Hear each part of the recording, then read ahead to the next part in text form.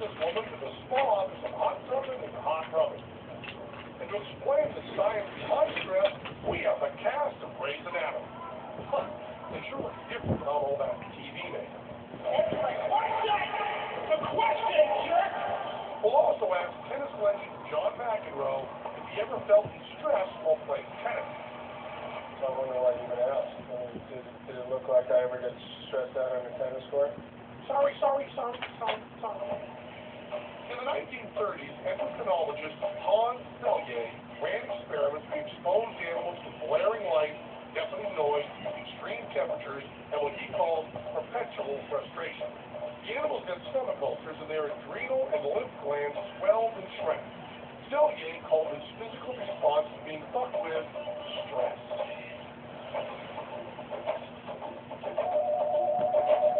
Some people seem to think the world is getting more and more stressful. Bullshit. You want stress? Go back to the days before traffic jams, when our ancestors, the cavemen, were attacked by tigers.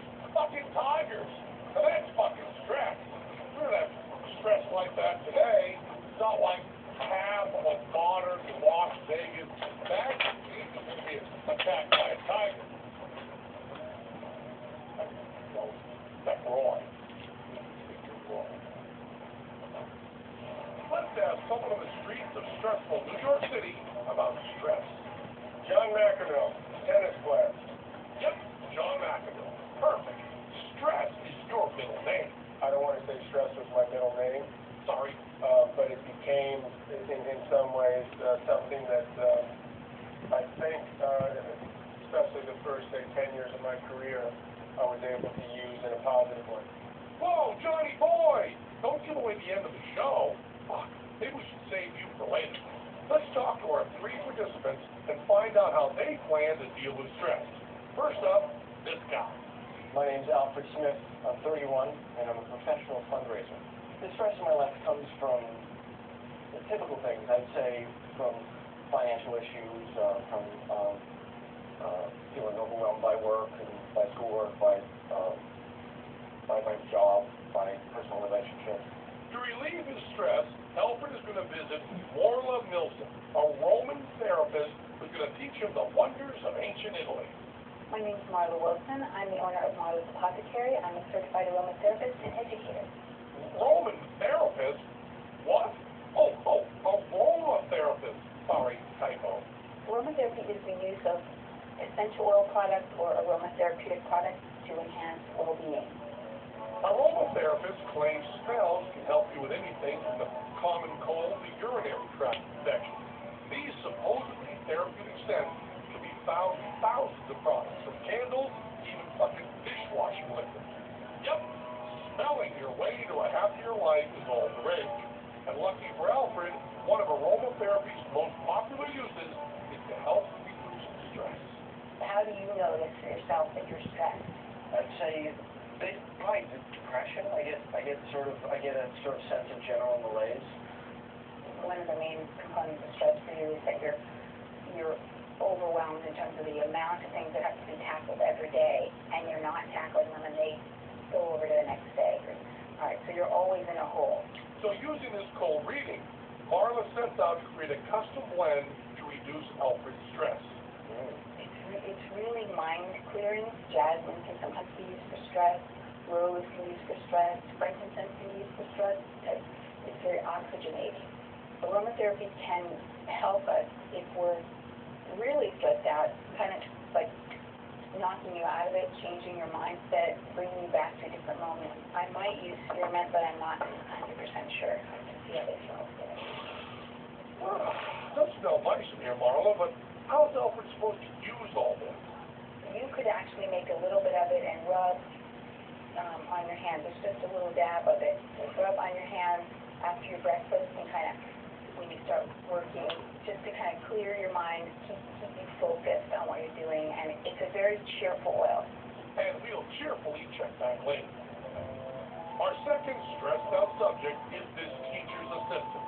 Name, please? Okay, Carolyn Reed, C-A-R-O-L.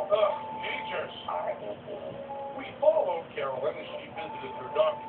So what seems to be the problem? I'm extremely extremely tired, probably all the time, and I would say exhausted at some point. Right, I see by your chart that you've been to a number of doctors. Um, Why is that? because they can't seem to find anything wrong. Frustrating in itself. They do blood work, they test my thyroid, and don't come up with anything wrong. Everything's within range. That is frustrating. I think we're ready for your exam. We'll just put on these rubber gloves and... Oh, shit. Here comes the real doctor. I'm Dr. Len Lopez, specializing in complementary alternative integrated medicine. Dr. Lopez specializes in something called adrenal fatigue. Sounds fucking dangerous. With all these books out about it, it must be an epidemic. But what is it? Adrenal fatigue is really a term adrenal fatigue is a term, adrenal fatigue is a combination or... And the first symptom is an inability to explain the term itself. The second is profuse sweating. Yeah, I mean, all the stress in your life, not just emotional, mental stress, but, poor digestion, eating the wrong foods, that you overwhelm those adrenal glands, that instead of now producing too much cortisol or too much adrenaline, you get to the point where you don't make enough cortisol, enough adrenaline. And when that happens, that's what we call adrenal fatigue. Okay, so what are the symptoms? Well, the most common symptoms are fatigue, weight gain, craving, hot flashes, digestive difficulties, depression, mood swings. Those are some of the classic common symptoms with adrenal fatigue. Let's see if Carolyn has those symptoms too. Now, we're going to do an adrenal stress profile, okay? Which begins with Carolyn soaking a cotton swab with her saliva. And I could watch this forever. Sorry, that was just a joke. Can we see something else now, please? I guess the biggest thing really about my lifestyle that's stressful would be just having to be on all the time, be on in my job, with be up, be like the cheerleader. That's Leah Sidwa. Leah Sidwa. See? And Leah's kind of hot. And look at the size of her house. And she's got a pool and a maid. Oh, thank you, Alexandra. What the fuck is she so stressed out about? Well, I work for ICI Construction. I'm director of marketing. Been working there for 15 years. Developed $125 million a year in volume for our company. Good thing Leah's going to the spa. It's a perfect place to get rid of stress. Jacuzzis, saunas, and a punk named Nico. Where's the bullshit in the spa? Maybe we should come back.